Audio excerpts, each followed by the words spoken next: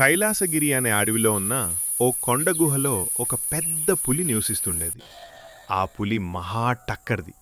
ఆహారం కోసం ఎలాంటి పనికైనా అది వెనుకాడేది కాదు. ఆ గుహకు సమీపంలోనే ఒక జువ్వి చెట్టు కూడా ఉండేది. ఆ జువ్వి చెట్టు పైన ఒక కొంగ నివసిస్తూ ఉండేది. ఈ పులికి కొంగకు పెద్దగా స్నేహం అంటూ ఏమీ లేదు కాగని అప్పుడప్పుడు మాట్లాడుకునేవి.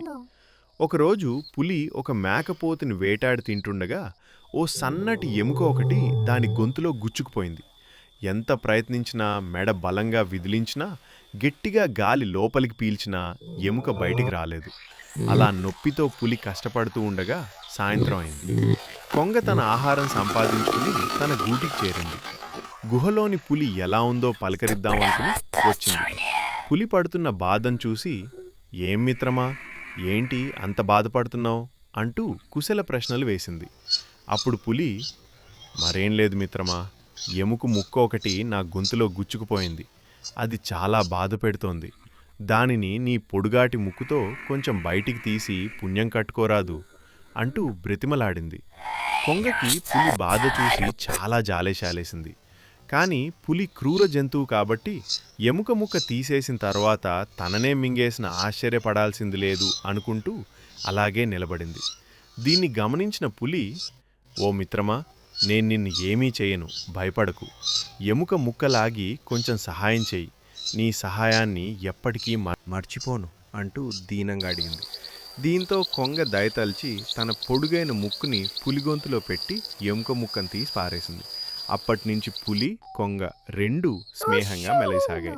ఇలా కొన్ని రోజులు గడిచాయి. ఒకరోజు పులి వేటకు వెళ్ళగా సాయంత్రం దాకా ఒక్క జంతువు కూడా దానికి దొరకలేదు. దిగాలుగా, నీరసంగా, ఆకలితో నకనకలాడుతూ ఎలాగోలా గుహకు చేరుకుంది. ఏమీ తోచక గుహ బయటకొచ్చి కూర్చుంది. అదే సమయంలో కొంగ కూడా ఇంటికి చేరుకుంది. దిగాలుగా కూర్చున్న పులిని చూసిన కొంగ, "ఏంటి మిత్రమా, మళ్ళీ ఏమైంది?" అంటూ ప్రశ్నించింది. అప్పుడు జిత్తులమారదైన పులి, "మిత్రమా, మళ్ళీ నా గొంతులో ఎముక ముక్క ఇరుక్కుపోయింది.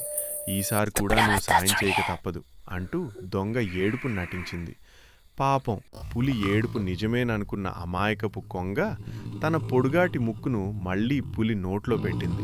ఇంకేముంది, జిత్తులమారి పులి తన బుద్ధిని చాటుకుంటూ క్రూరంగా కొంగ మెడ కొరికి చంపి తినేసింది.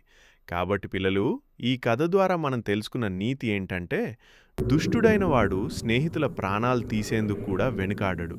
అలాంటి వారితో స్నేహం చేస్తే కొంగకి పట్టిన గతే మనకు కూడా పడుతుంది. కాబట్టి చెడ్డవాళ్లతో స్నేహం చేయరాదు.